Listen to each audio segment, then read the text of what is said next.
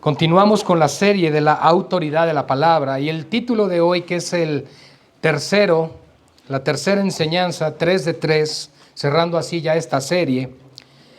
El título es La centralidad de las Escrituras. Y quiero pedirles por favor que me acompañen a Nehemías capítulo 8.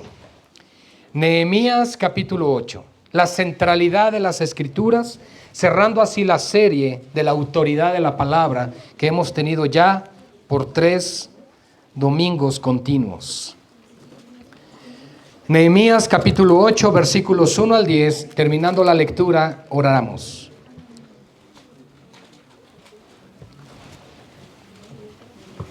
Nehemías capítulo 8. Y dice así la palabra del Señor. Y se juntó todo el pueblo como un solo hombre en la plaza que está delante de la puerta de las aguas. Y dijeron a Esdras el escriba que trajese el libro de la ley de Moisés, la cual Jehová había dado a Israel. Y el sacerdote Esdras trajo la ley delante de la congregación, así de hombres como de mujeres y de todos los que podían entender, el primer día del mes séptimo. Y leyó en el libro delante de la plaza que está delante de la puerta de las aguas, desde el alba hasta el mediodía, en presencia de los hombres y mujeres y de todos los que podían entender. Y los oídos de todo el pueblo estaban atentos a la ley o al libro de la ley. Y el escriba Esdras estaba sobre un púlpito de madera que habían hecho para ello, y junto a él estaban Matatías, Sema, Anías, Urías, Hilcías y Maasías, y a su mano derecha, y a su mano izquierda, Pedaías, Misael, Malquías, Asum, Asbadana, Zacarías y Mesulam. Abrió pues Esdras el libro a ojos de todo el pueblo, porque estaba más alto que todo el pueblo, y cuando lo abrió, todo el pueblo estuvo atento. Bendijo Esdras a Jehová, Dios grande, y todo el pueblo respondió, amén, amén, alzando sus manos, y se humillaron y adoraron a Jehová, inclinados a tierra. Y los levitas, Jesúa, Bani, Serabías, Jamín, Acub, Sebetai, Odías, Maasías, Kelita, Azarías, Josabed, Anán y Pelaía, hacían entender al pueblo la ley, y el pueblo estaba atento en su lugar. Y leían en el libro de la ley de Dios claramente, y ponían el sentido de modo que entendiesen la lectura. Y Nehemías el gobernador, y el sacerdote Esdras, escriba, y los levitas que hacían entender al pueblo, dijeron a todo el pueblo, día santo es a Jehová nuestro Dios. No os entristezcáis ni lloréis, porque todo el pueblo lloraba oyendo las palabras de la ley. Luego les dijo, id, comed grosuras y bebed vino dulce, y enviad porciones a los que no tienen nada preparado, porque día santo es a nuestro Señor. No os entristezcáis, porque el gozo del Señor es vuestra fuerza. Oremos.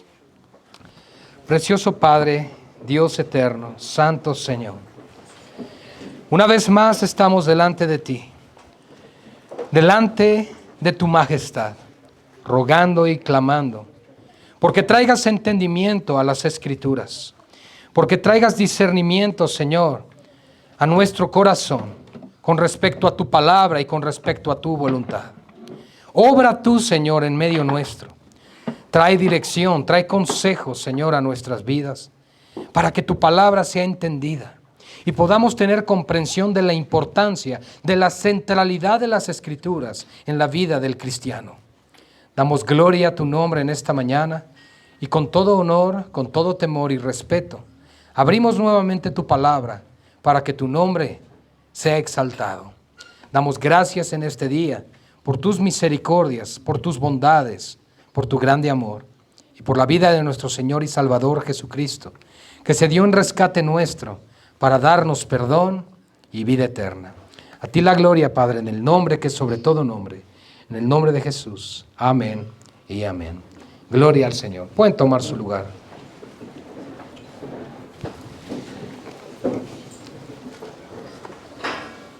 Estos eventos, hermanos, toman lugar aproximadamente 100 años después de que los judíos que habían sido exiliados a Babilonia regresaran a Jerusalén tras un largo tiempo de exilio.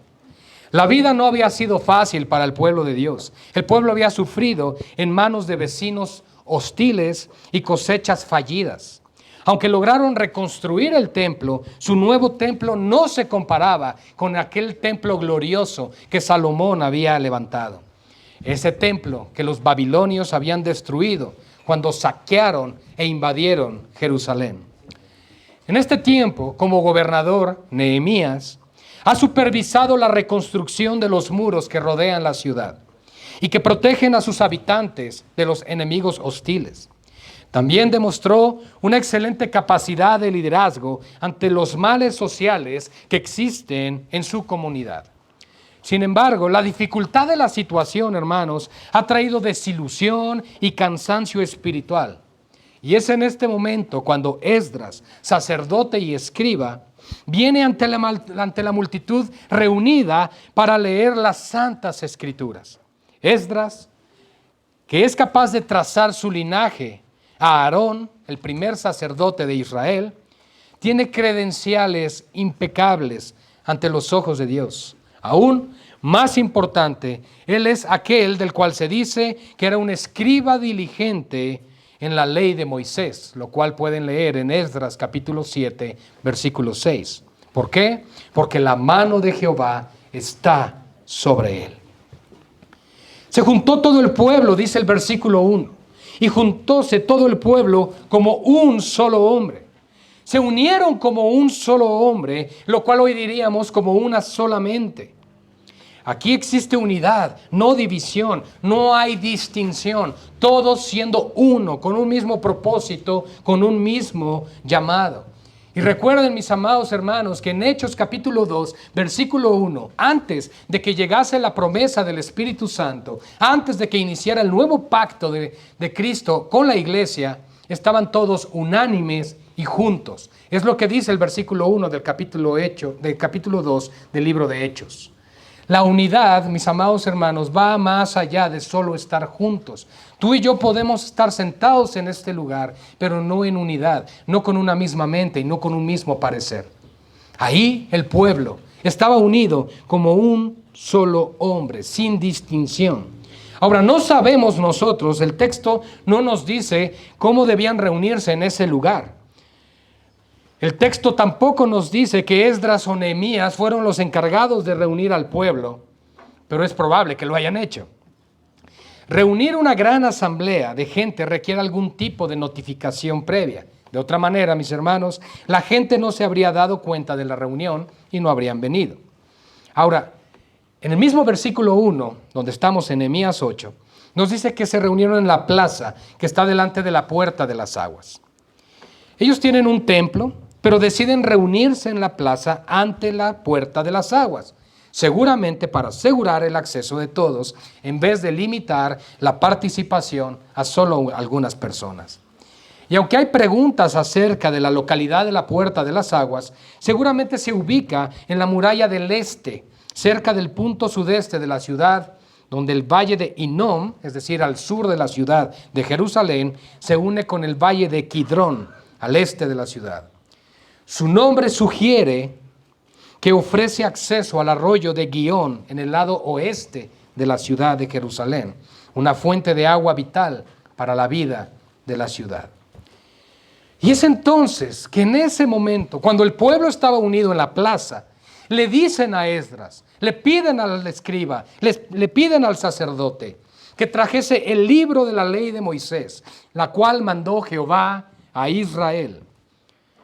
Fíjense, hermanos, no fue Nehemías el que le dijo a Esdras que trajera el libro.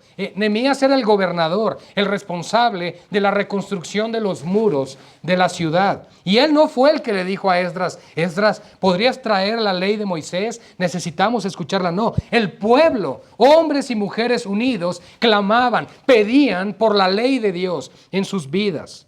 Mis amados hermanos, tenían más de 70 años sin escuchar la ley, sin escuchar la palabra de Dios. Generaciones que habían pasado sin escuchar la voz de Dios. Había una sed tremenda por querer escuchar la voluntad de Dios. Mis amados hermanos, nosotros tenemos que aprender el ejemplo de ese pueblo que anhelaban escuchar la voz de Dios a través de su palabra.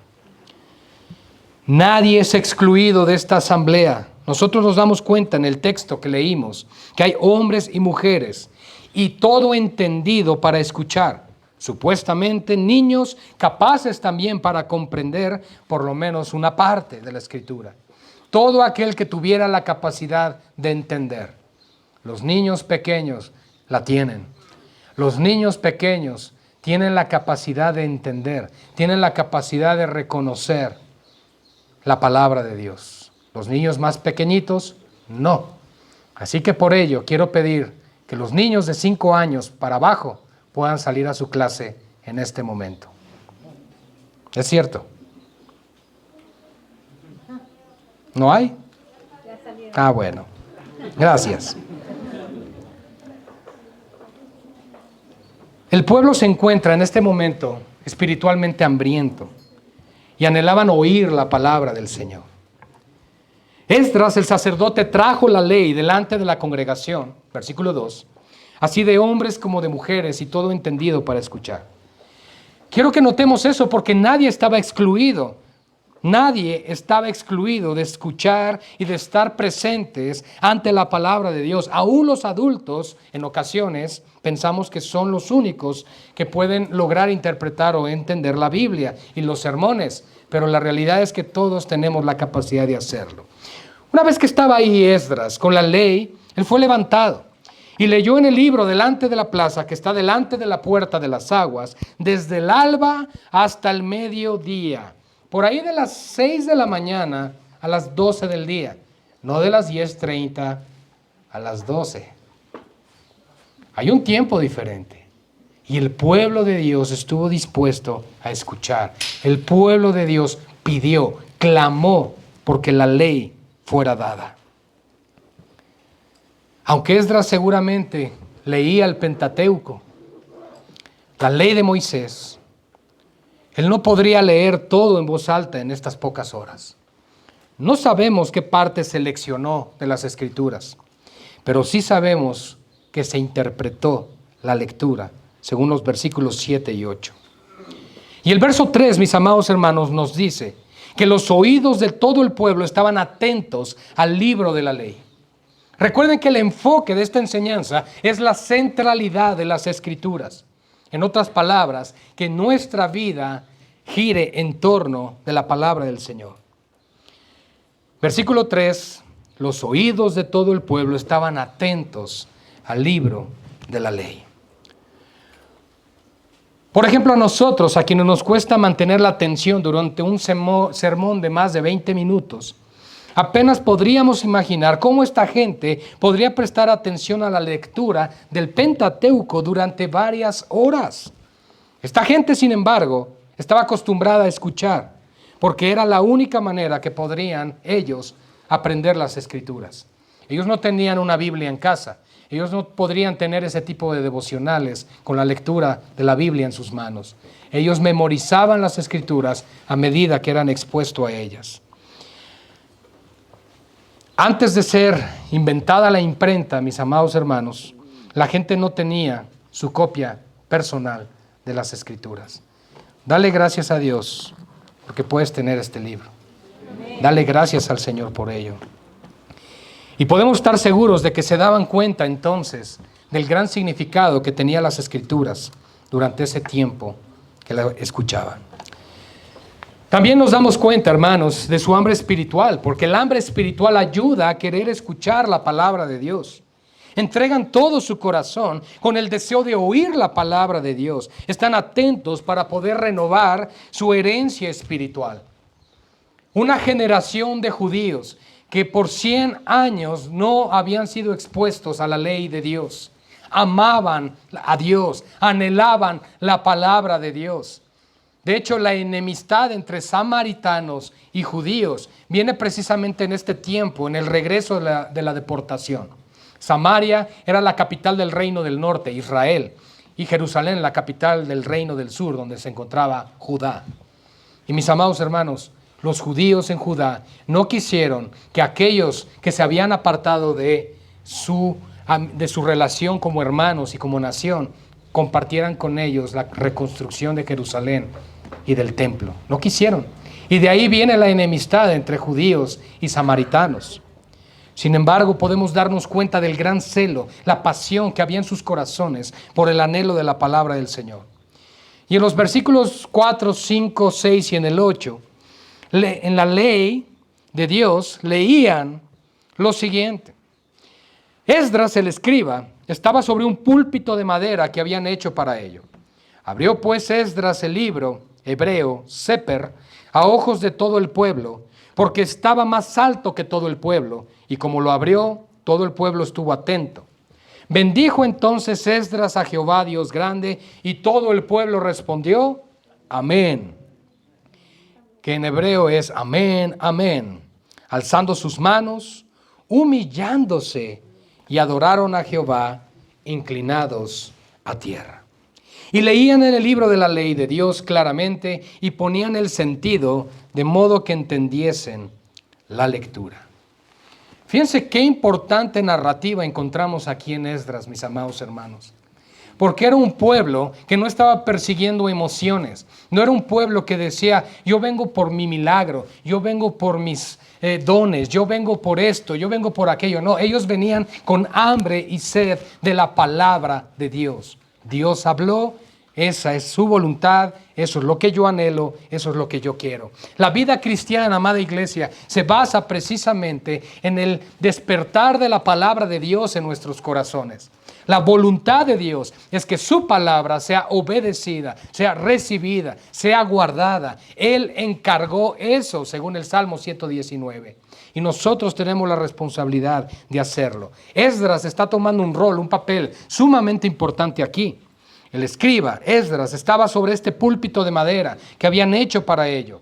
Esta plataforma debió ser grande, porque a Esdras le acompañaban 13 hombres, 6 a su derecha y 7 a su izquierda. La plataforma estaba elevada para que todos pudieran ver y oír, a la luz del versículo 5. Abrió pues Esdras el libro Seper, a ojos de todo el pueblo, porque estaba más alto que todo el mundo. Un seper puede ser cualquier tipo de documento escrito, un pergamino, una carta, un pergamino enrollado, un documento legal. En este caso es casi seguro que Esdras abre un pergamino, seguramente abrió varios de ellos. ¿Y cómo lo abrió? Todo el pueblo estuvo atento. Versículo 5. Cuando la palabra de Dios se abrió, el pueblo prestó atención. Esdras se puso de pie para leer las Escrituras, como señal de reverencia. La gente también se pone de pie para oírlas. Nos hace pensar que todos están de pie durante toda la lectura, varias horas. Si el predicador puede estar de pie, la audiencia igual. Eso es lo que sucedía ahí. En esta congregación, cuando oramos, cada vez que hay una oración, por lo que sea, por lo menos en ese momento pedimos estar de pie, porque es una señal no de respeto al predicador, sino a la palabra y a Dios, porque estamos ante Él. Si entra el presidente, te pones de pie, cuanto más si entra el Rey de Reyes. Amén. Versículo 6, entonces, nos dice que bendijo entonces Esdras a Jehová, Dios grande, y todo el pueblo respondió, amén, amén, alzando sus manos, y se humillaron y adoraron a Jehová, inclinados a tierra. Ahora, hay 3 muestras de reverencia en este versículo. La primera es la bendición del Señor por parte de Esdras, y la respuesta del pueblo fue, amén, amén, así sea, así sea. Es una afirmación de la verdad o de los propósitos de Dios. Y a menudo se pronuncia como una respuesta de alabanza y agradecimiento a Dios cuando decimos amén, amén, a su palabra y a sus promesas. Porque no debemos olvidar o debemos recordar que toda promesa de Dios en Cristo Jesús para su iglesia son sí y amén. Gloria a Dios por eso, iglesia. La segunda muestra es el alzar las manos. Cuando estamos aquí y adoramos al Señor y levantas tus manos, escuchen esto, es un reconocimiento de su necesidad espiritual y una dependencia del Señor. Cuando tú levantas tus manos, mis amados hermanos, tú estás reconociendo: Señor, te exalto, te necesito, dependo de ti. Eres digno de toda gloria y de toda adoración. Es una expresión de adoración bíblica. No es algo que debe ser meramente si tienes ganas o no. En ocasiones podemos venir al culto sin ganas, físicamente cansados, agobiados, cargados. Pero eso no significa que Dios deje de ser digno de lo que Él merece. Así que vengamos como vengamos, tenemos que alzar nuestras manos, tenemos que cantarle, porque la alabanza y la adoración son para Él, no para nosotros. Gloria al Señor. La tercera acción o reacción de adoración que vemos aquí es la humillación al inclinar la cabeza y al adorar a Dios con el rostro inclinado hacia la tierra, reconociendo su servidumbre ante el Señor y su sumisión ante la palabra y su voluntad. La cerviz es esta parte de aquí atrás de la nuca. La Biblia enseña que cuando alguien tiene su cerviz erguida, es decir, así, es una posición de altivez ante Dios. Por supuesto, cuando estamos en temas de adoración y la lectura de la palabra. Pero cuando estamos leyendo la palabra y cuando estamos adorando al Señor, la actitud también debe ser de humillación ante Él. ¿Me explico? Son tres características que vemos aquí en el pueblo de Dios que nos están dando un ejemplo de cuál es la actitud correcta en el tiempo de adoración y en el tiempo de exposición de las Escrituras. Porque quiero recordarles algo. Cuando estamos nosotros durante el tiempo de la prédica, continuamos adorando a Dios. Este aún es un tiempo de adoración. El versículo 7 incluye los 13 nombres de los hombres levitas que ayudaron al pueblo a comprender la lectura de la ley. No obstante, dice que estos levitas hacían entender al pueblo la ley y el pueblo estaba en su lugar. Esto sugiere que los levitas circulaban por la multitud ayudando a los que no podían mantener la atención o que necesitaban ayuda para comprender. No había bocinas, no había micrófonos, no había esos apoyos visuales como hoy tenemos la oportunidad y privilegio de contar. Sin embargo, nos damos cuenta que hombres equipados, preparados, llenos de la palabra del Señor y del Espíritu de Dios, estaban siendo responsables de llevar la palabra para traer comprensión y entendimiento a la audiencia. Sumamente importante. Y leían el libro de la ley de Dios claramente y ponían el sentido de modo que pudiesen entender la lectura. Es lo que nos dice el versículo 8. Antes el texto dijo que Esdras leyó las Escrituras, verso 3, pero en el versículo 7 dice que los 13 levitas hacían entender al pueblo la ley. Ahora, este versículo dice que ellos leían en el libro y repite que eran ellos los que ponían el sentido de modo que se entendiesen las Escrituras. Claramente esto no se trata del esfuerzo de un solo hombre, sino de un esfuerzo en común por parte de Esdras y otros líderes espirituales de la comunidad para ayudar a la gente a comprender las Escrituras, a entender la voluntad de Dios y entender su propia responsabilidad en relación con el Señor. Hay una gran responsabilidad que nosotros tenemos de buscar esa comunión y esa relación íntima con el Señor a través del entendimiento de las Escrituras. Si tú quieres tener comunión con Dios, no solo es postrarse y adorar, no solo es postrarse y orar, es ir a las Escrituras y conocer lo que Él habló, conocer su voluntad. Parte de la necesidad de la interpretación seguramente tiene que ver con las dificultades del idioma. Las Escrituras estaban escritas en hebreo. En ese tiempo muchos habían adoptado el arameo, una lengua semítica relacionada, y esto era aplicada para sus conversaciones diarias. El arameo fue adoptado precisamente porque era la lengua caldea, la lengua de los babilonios. Y es por ello que esa generación no comprendía del todo el hebreo, la lengua de sus padres.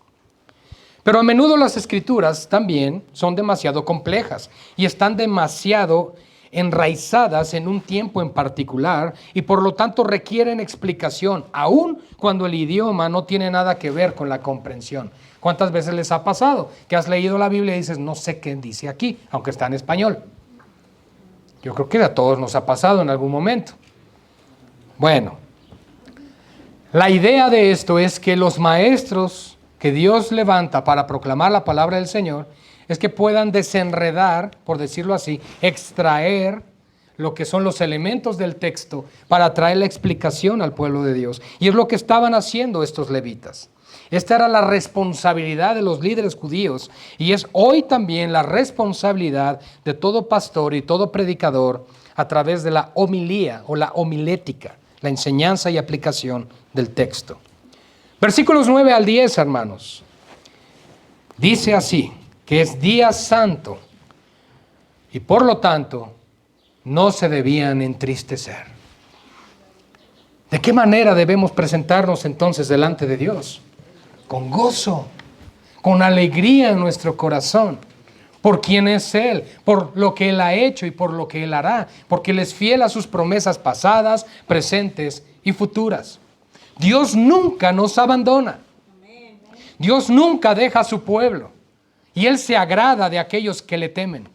Ahora recuerden que el temor a Dios no es un miedo, no es un pánico. No quiero que Dios me envíe un rayo y me destruya. Está hablando ya, cuando hay una relación con Él, viene un temor reverente por cuanto sabemos quién es Él, que Él es santo, puro y perfecto, y nosotros no. Y por lo tanto, reconocemos que solamente Él es digno de ser temido. Oh, mis hermanos, los demonios tiemblan. Tiemblan ante el conocimiento de la presencia de Dios. Dice entonces versos 9 y 10, y Nehemías, el Tirsata, y el sacerdote Esdras, escriba, y los levitas hacían entender al pueblo. Dijeron a todo el pueblo, día santo es a Jehová vuestro Dios, no se entristezcan, ni lloren, porque todo el pueblo lloraba oyendo las palabras de la ley. Luego les dijo, id, comed grosuras y bebed vino dulce, y enviad porciones a los que no tienen prevenido, porque día santo es a nuestro Señor. Y no se entristezcan, porque el gozo del Señor es nuestra fortaleza. ¿Recuerdan ese versículo? El gozo del Señor es nuestra fuerza. ¿Y en qué contexto se está manejando este verso, mis amados hermanos? En la centralidad de las Escrituras. El pueblo de Dios lloró porque habían escuchado la palabra de Dios. Nehemías y el sacerdote Esdras, junto con todos ellos, hacían entender al pueblo, junto con los levitas. Es un día santo al Señor. No se deben entristecer, no deben llorar, no se deben lamentar por esto. Es la primera vez que oímos a Nehemías, el gobernador, en este capítulo. Él ha sido un gran líder, pero su especialidad era el liderazgo civil y no el liderazgo espiritual. Esdras, el sacerdote, era la figura clave en este capítulo. Qué casualidad que este texto está en el libro de Nehemías y no en el libro de Esdras. Esdras tiene su propio libro dentro de las Escrituras, sin embargo este pasaje lo encontramos ¿en dónde? En Nehemías. ¿Es interesante? Claro que sí. El texto no nos dice por qué el pueblo lloraba. Solo nos dice que lo hizo. Yo podría pensar que seguramente lloraban en parte porque la lectura de la ley les reveló sus deficiencias ante la ley. Es decir, la ley les condenó por sus pecados. ¿Qué hace la ley, hermanos? Traer conocimiento del pecado. Mostrarnos que hemos pecado contra Dios. Y ellos seguramente lloraban porque se habían dado cuenta de su rebelión contra el Dios de sus padres, contra su Dios. Esta lectura de la ley seguramente incluía recuerdos de su historia como nación, una historia anteriormente más gloriosa que la situación actual que estaban teniendo después de regresar de Babilonia. Lloraban por lo que habían perdido, y en el exilio habían perdido ya absolutamente todo. Su regreso del exilio había sido difícil y han recuperado solo parte de aquello que perdieron cuando los babilonios destruyeron Jerusalén y además les forzaron a vivir en cautiverio por 70 años. ¿Se imaginan esa situación, hermanos? Podemos por un momento pensar que fuésemos llevados nosotros cautivos y que nosotros y por lo menos la siguiente generación o 2 generaciones más tuvieran que experimentar esa esclavitud. Y que después de ello regresas a tu tierra, a tu lugar, y de pronto eres expuesto ante la ley de tu Dios. Y te das cuenta que la manera en la que vives es totalmente contraria a lo que Dios pide de ti. Eso trajo lamento. Eso trajo un lloro al corazón del pueblo. Pero a veces nosotros no estamos 70 años fuera. Estamos solo por unas horas fuera de la presencia del Señor y pecamos. La pregunta es, ¿tendrían que pasar 70 años para que lamentes tu pecado y llores de esta manera? ¿O realmente hay una convicción en tu corazón cuando pecas contra Dios y le pides perdón al Señor y vienes a cuentas con Él? Fíjense qué importante es reconocer la necesidad de Dios. Y el pueblo lo hizo y lloró ante estas verdades. Lloró al ser quebrantado por darse cuenta de la necesidad que tenía de Dios.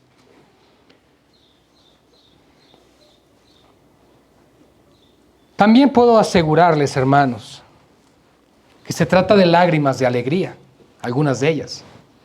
Alegría al escuchar las escrituras nuevamente. Alegría porque tienen un templo y una ciudad con murallas. Es decir, tenían la capacidad de alegrarse unidos por lo que Dios estaba haciendo. Y creo que hoy nosotros estamos experimentando algo similar.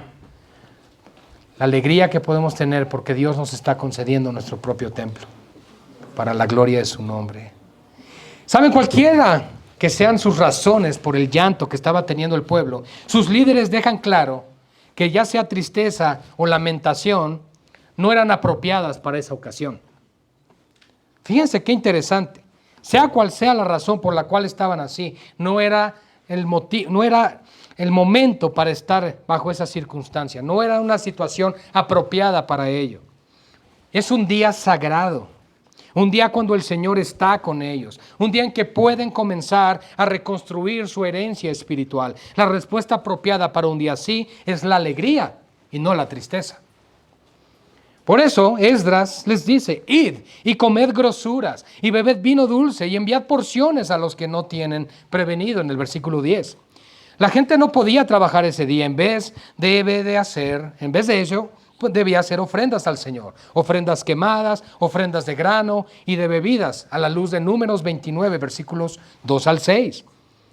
Aunque porciones de esas ofrendas han de ser quemadas como ofrendas al Señor y otras han de ser para apoyar a los levitas, una parte significante de las ofrendas debía ser consumida por los que hacen los sacrificios. Entonces, es un día de celebración, no es un día de ayuno, es un día de celebración y de conversaciones amenas. Eso es lo que espera el Señor en el día del Señor. Que su pueblo se goce, que su pueblo se alegre, que haya comunión los unos con los otros. Hay una palabra griega para esto que se llama koinonía. La voluntad de Dios es que haya comunión, que haya alegría, que sea un día agradable de fiesta a Jehová. Esa es la razón también por la cual nos reunimos en el día del Señor. Nos reunimos a celebrar nuestra salvación. Nos reunimos a celebrar a nuestro Señor Jesucristo. Nos reunimos para gozarnos en su palabra, en la comunión y en la intimidad con Él y en el pueblo que Él ha redimido, los santos del Señor. Eso hacemos nosotros, mis amados hermanos. Así que no tengamos la cara como aquellos israelitas. Tengamos gozo, tengamos alegría en la presencia del Señor por lo que Él ha hecho por nosotros. ¿Por qué? Porque día santo es a nuestro Señor y no debemos entristecernos porque el gozo del Señor es nuestra fortaleza.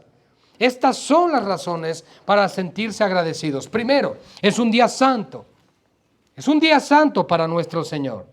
Esto nos dice que el día no solo debe de considerarse sagrado por parte del pueblo, sino que también es contado como sagrado por parte del Señor. Escuchen lo siguiente. Cuando tú y yo decimos, hoy es el día del Señor, no solo es, yo como cristiano debo ir a la congregación, adorar al Señor, hacer las cosas cristianas que tengo que hacer, e irme a mi casa y olvidarme el resto del día del Señor. No, porque el Señor también lo considera su día. ¿Se dan cuenta de esto? No es algo de 2-3 horas. Es el día del Señor. Porque para Dios es su día. Y es el día que Él pide que se aparte para Él. Desde la ley lo mencionó, ¿cierto o falso? Desde el Génesis se instituyó eso. 6 días trabajarás y el 7º lo descansarás. Por lo tanto, mis amados hermanos, Cristo, que es el Señor del día del Señor o del día de reposo, debe de ser honrado, respetado, adorado nuestro Dios en su día, porque Él lo determina así, como su propio día. Día santo es a nuestro Señor. Es el Señor el que ha ordenado que la gente descanse en lugar de trabajar ese día.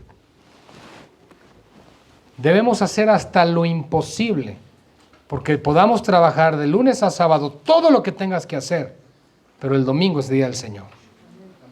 Hasta lo imposible tienes que hacer.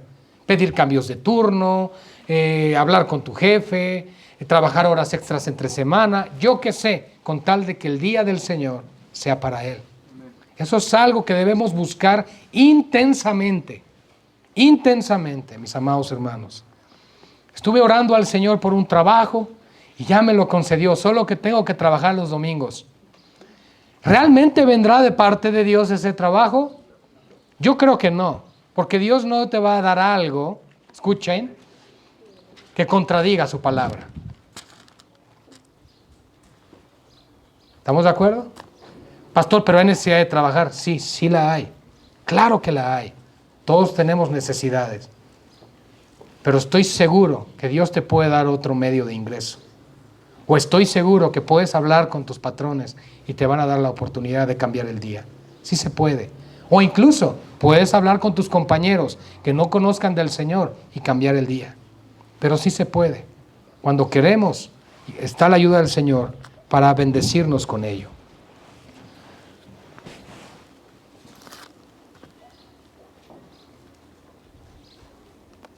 Es el Señor mismo, hermanos, el que ha dictado sus acciones en este día sagrado. ¿Saben qué se hace en el día del Señor? Se debe comer, se debe beber, se debe rememorar, se debe descansar y se debe compartir. Acciones que se aproximan a la alegría más que a la tristeza. Ahora, nosotros no bebemos alcohol, ¿verdad? La Biblia no prohíbe que bebas alcohol. La Biblia prohíbe terminantemente lo que se hace bajo su efecto. Y si eres sabio, entonces no vas a beber. Y en segundo lugar, antes el templo era físico y ahora el templo eres tú. Y por lo cual debes mantener limpio y puro el templo de Dios. Ciertamente no es lo que entra lo que contamina al hombre, sino lo que sale del corazón. No porque tomes algo vas a pecar contra Dios. Pero si tomas, debes de recordar una cosa. Puedes llegar a ser piedra de tropiezo para otros que son débiles en su fe. Tienes que pensar en amor por aquellos que te rodean. Probablemente tu fe te sea suficiente para decir, yo no tengo problema en tomar una cerveza. Pero probablemente el que está a un lado de ti sí tenga problemas con ello. Y tú al dar ese testimonio le estás diciendo, está bien, para Dios no hay problema. Y tenemos que tener cuidado por ello. Recuerden que hay un pasaje donde Pablo dijo, si el comer carne le es ocasión de caer a mi hermano, entonces no como carne. Pablo, estoy seguro que podía comer la carne que quisiera. Él tenía una convicción muy fuerte y él sabía que por la oración todo era santificado. Pero él sabía también que había débiles en la fe, los cuales podían tropezar con sus acciones. Y por amor a ellos dijo, entonces no lo hago. Nos damos cuenta entonces que hay valores y principios éticos en la palabra de Dios que tienen que ser observados para que entonces vivamos en quieta y reposada paz como pueblo de Dios. Segundo, mis amados, el gozo del Señor es nuestra fortaleza. El gozo de Jehová es nuestra fortaleza. Una persona desanimada y desesperada es una persona débil. No hay fuerza en la desesperación. Pero el optimismo y la alegría no solo dan la impresión de fuerza, sino que también pueden aumentar la fuerza dentro de la persona que es optimista y alegre. ¿Sí o no? Cuando andamos en la depre, cuando andamos tristones, cuando andamos pues que realmente nada nos puede consolar, estamos hasta desanimados y luego sin fuerzas. No tenemos ganas de hacer nada. Bueno, entonces Esdras les está diciendo, no es la actitud que debemos de tener delante de Dios. Delante de Dios debemos ser optimistas y alegres. ¿Por qué? Porque Dios está en control. Yo quiero recordarles una cosa. En el momento que entra el miedo a tu vida, es porque has olvidado que Dios está en control de todas las cosas. Y piensas entonces que tú debes tener el control de todo. ¿Alguna vez has pensado en que vas a envejecer? ¿Alguna vez has pensado en que vas a morir? ¿Alguna vez has pensado cómo vas a morir? ¿Alguna vez has pensado que te puede dar un paro cardíaco? ¿Alguna vez has pensado que te puedes morir ahogado? ¿Que te puedes morir en un accidente? Vas a decir, no, yo no quiero pensar en esas cosas. Bueno, ni yo, pero va a suceder. Pero si piensas en eso, o al pensar en eso, entra el temor, el miedo, la angustia, es entonces que has olvidado que aún en el momento de tu muerte, Dios estará en control de todo. Mis amados, Dios está en control de todas las cosas. Y debe de haber alegría, optimismo en la presencia del Señor. Cualquiera de nosotros está susceptible en cualquier momento a partir de este mundo. Pero Dios está en control de todo ello. Dios está en control de la vida de tus hijos. Dios está en control de tu trabajo, de tus ingresos, de la iglesia. Él está en control de todas las cosas. Lo que tú y yo debemos hacer es gozarnos en Él, regocijarnos en Él. Es el clamor que la iglesia debe tener. El apóstol Pablo nos dice lo siguiente: regocijaos en el Señor. Y otra vez digo, regocijaos. Porque debe haber gozo en el pueblo de Dios por lo que Dios ha hecho. La cruz de Cristo ciertamente es un motivo de lamento y lloro por el pecado que hay en nosotros. Porque nuestro pecado llevó a Cristo a la cruz. Todos aquí colaboramos para que Cristo muriera en la cruz. Todos. Pero el fruto que vino después de esa aflicción viene a ser gozo, viene a ser esperanza y viene a ser alegría. Mis amados, en la oración de arrepentimiento del rey David, en el Salmo 51, él exclama lo siguiente: devuélveme el gozo de tu salvación. Hermanos, el pecado, la tristeza, la depresión, todo ello nos lleva a alejarnos de Dios y nos aparta del gozo que hay en la presencia de Dios. Cuando nosotros quitamos los ojos de Cristo, invade el temor, invade la angustia, invaden las interrogantes de la vida. Pero cuando tus ojos están puestos en Cristo, estoy convencido de que tú podrás estar firme y constante creciendo en el conocimiento del Señor. Porque Dios es fiel a su palabra. Dios es poderoso para sostenernos de pie, para guardarnos irreprensibles, sin caída, hasta el día de su regreso por su iglesia. Confiamos en un Dios que es todopoderoso. Confiamos en un Dios que todo lo puede, que no está limitado en poder, que no se cansa, que no se fatiga. Y aún Él te dice lo siguiente a través de su profeta Isaías, que los jóvenes se fatigan, pero los que esperan en Jehová hallarán nuevas fuerzas. Y esas fuerzas provienen de la bendita palabra de Dios. Nútrete de la Biblia, nútrete de su palabra, llénate de las riquezas de las Escrituras, llénate de Cristo día tras día, porque eso será tu fuerza, será tu fortaleza, será lo que te ayudará a fundamentar tu vida, a cimentarla sobre una roca firme, sólida, inconmovible, que nada ni nadie en este mundo podrá mover. Aún los reinos de este mundo, aquellos grandes imperios, Daniel realmente el sueño que tuvo Nabucodonosor fue tremendo, porque él vio caer todos estos reinos ante aquella gran roca que derribó todo. Cristo. Cristo es el Rey de Reyes y el Señor de Señores. Esta roca es la fundación sobre la cual se construye también la alegría de la iglesia en el Señor. El pueblo tenía a Cristo como su gozo y alegría, y la iglesia debe de hacerlo igual. El amor del Señor, la gracia del Señor, su historia con Dios les ha demostrado una y otra vez que el Señor les puede salvar de amenazas aparentemente insuperables. Mis amados hermanos, frente a nosotros va a haber desiertos, va a haber mares rojos, va a haber fosos de leones, siempre. Pero ¿qué hizo el Señor con los que le temen? ¿Qué hizo el Señor con los que esperaban en Él? Los socorrió a tiempo. No lo olvides, Dios no llega antes ni después, llega en el momento exacto. Llega justo en el momento preciso, cuando las cosas deben ser cambiadas. Dios no cumple caprichos, cumple su voluntad. Y cuando Él visita nuestras vidas, las cosas cambian.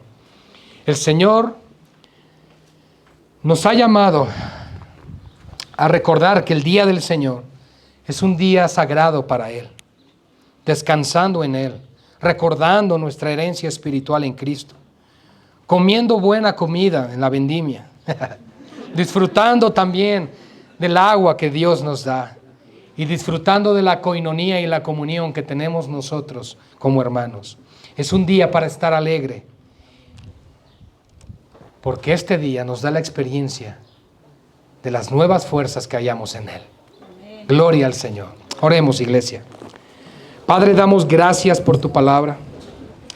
Damos gracias una vez más porque nos recuerdas que nuestra vida debe girar alrededor de las Escrituras. Este pueblo tuyo, Señor, que fue reunido en aquella plaza, clamaron a viva voz: traigan el libro de la ley de Moisés. Había un anhelo en sus corazones por escuchar tu voz y tu voluntad. Y pronto Esdras abrió este libro y leyó en él, y el pueblo lloró. Hubo un quebranto en el pueblo porque escuchó tu voz. Fueron confrontados. Pero es entonces cuando tu siervo Esdras les recuerda: pueblo de Dios, este es un día solemne para nuestro Dios. Es un día de alegría y es un día santo para Él. Y entonces les animó a disfrutar, a gozar, porque eso es lo que hay en tu presencia, Señor, plenitud de gozo. Y ese gozo que no se concibe como la alegría y felicidad que da este mundo, sino un gozo que perdura y permanece por tus promesas. Señor, ministra hoy a mis hermanos mi propia vida con ese gozo, para que siempre sea tu gozo nuestra fuerza, nuestra fortaleza, lo que nos sostenga en medio de las pruebas y la debilidad. Visítanos hoy, Señor, por favor.